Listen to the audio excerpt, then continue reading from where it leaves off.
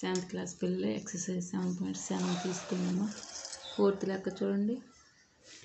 On a certain amount at the rate of 12% per annum for time 3 years, the total interest becomes rupees 18,000. What is the principal amount? జవాబు చూడండి. Given rate of interest is equal 12%. ఎంతమ్మా? Interest 12% అనమాట. Time is equal 3 years. Time ఎన్ని సంవత్సరాలకి ఇచ్చారమ్మా? 3 years ఇచ్చారు time. Interest is equal rupees 18,000. Interest ఎంతమ్మా? 18,000 అనమాట. మనం ఏం కనుక్కోవాలి?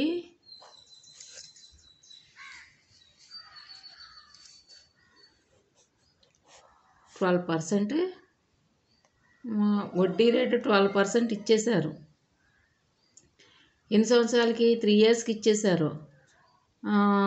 3 yearsకి ఎంత వడ్డీ అవుతుందో ఇచ్చారు. ఎంత వడ్డీ అవుతుంది? 18,000 అయ్యింది. మనము అసలు ఎంత అమౌంట్ తీసుకున్నాము? 18,000 వడ్డీ వచ్చింది. ఎంత అమౌంట్ తీసుకుంటే 12% కడితే మనకి వడ్డీ ఎంత వచ్చింది? అసలు మనం ఎంత తీసుకున్నాము? దాన్ని ఏమంటాం? ప్రిన్సిపల్ అంటాం. Principal amount. మనం ఎంత అమౌంట్ తీసుకున్నామో అది కనుక్కోవాలన్నమాట. వడ్డీ ఇంత పర్సెంట్ అని ఇచ్చారో, వడ్డీ ఎంత కట్టామని ఇచ్చారో, ఎన్ని సంవత్సరాలకి ఇచ్చేశారో, అసలు మనం అమౌంట్ ఎంత తీసుకున్నాము అన్నది మనం చెప్పాలి లెక్కలో. చూడండి. Given rate of interest 12%, time 3 years, interest rupees 18,000. Let principal is equal rupees X. ఇవ్వలేదు, లెక్కలో ఇవ్వలేదు, మనం కనుక్కోవాలి కాబట్టి ఎక్స్ అనుకున్నాం. Interest is equal PTR/100. P అంటే ఏంటి? Principal. Time. Rate of interest by 100 is equal to principal X into 3 years into 12% by 100 is equal 18,000. 12% కడితే 18,000 వచ్చిందనమాట. మనం అసలు కనుక్కోవాలి మనం ఎంత తీసుకున్నది.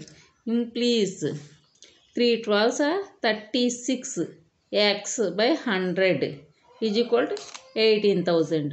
Implies 36x is equal to 18,000 into 100. Implies x is equal to మనం కనుక్కోవాలి కదా. ఇదేంటిది? ప్రిన్సిపల్ అనమాట. ప్రిన్సిపల్ని మనం కనుక్కోవాలి కాబట్టి x is equal to 18,000 into 100 by 36.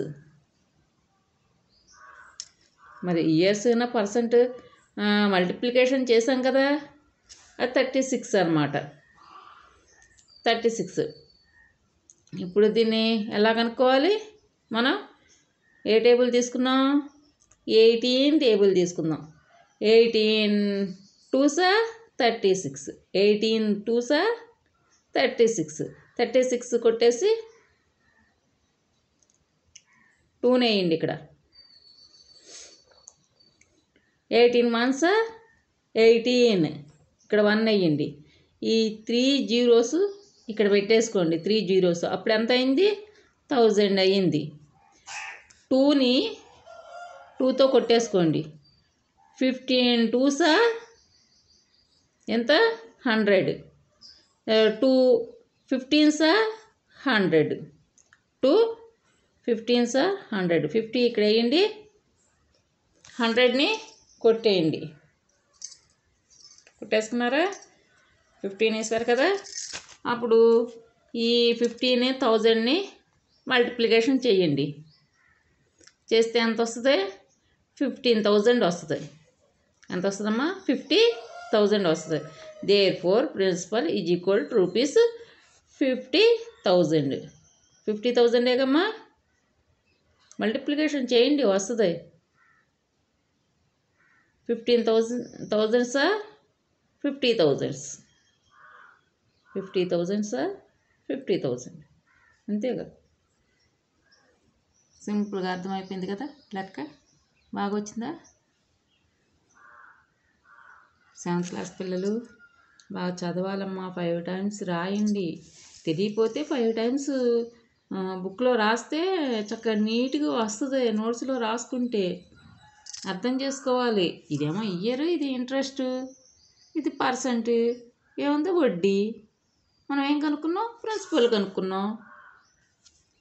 మనకి ఏది ఇచ్చినా కూడా కనుక్కునేటట్టు ఉండాలన్నమాట లెక్కలో.